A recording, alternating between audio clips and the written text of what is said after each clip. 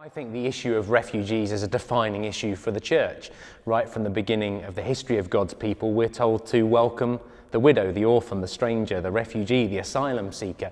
And so if we're really to be God's people, if we're really to be the church, then actually welcoming refugees into our communities as though they're one of our own family, not that they're some outsider, but treating them as our own is critical.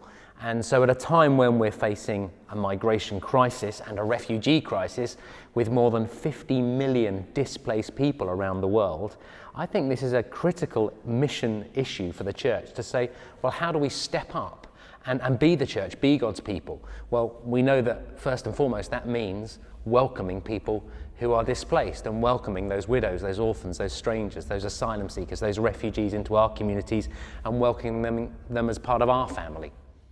Well, one thing that I feel as the church we need to be really kind of have at the forefront when we're thinking about refugees is starting with the love of God and what God has been like towards us.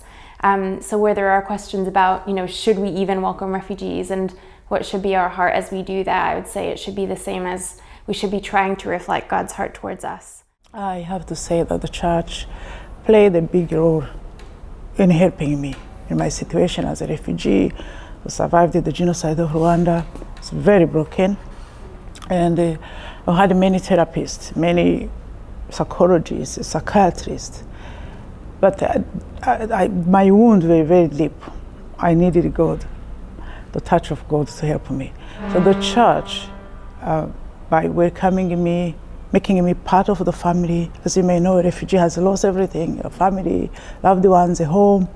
But the church welcomed me. I was a part of the family. They embraced me. They opened up their homes, and that brought a lot of healing in my life.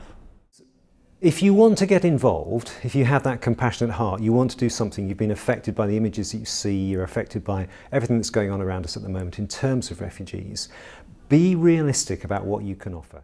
Our response here has got to be a long-term, sustainable response. It isn't enough to be warmed up with compassion just for a few moments. We've got to have something which lasts. There are plenty of ways that parishes can get involved. You can get involved by helping to integrate refugees as they arrive in this country. Refugees always feel when they are lost, they don't know anywhere to go. They go to places of worship. And the church has a special mandate to welcome refugees. Whenever they come and they go there, they expect it to be welcomed. Yeah. Church is doing amazing things. Just last week I was talking to kind of a network of groups of churches all over the country, and the reports that of the kind of relationships people are building with asylum seekers and refugees are incredible. And a lot of those churches would say that they are being incredibly blessed and enriched by having refugees and asylum seekers arriving into their communities. So they've been a real blessing to them, and some wonderful relationships and friendships are being established in those communities where churches are being really welcoming and doing something about the needs in their communities.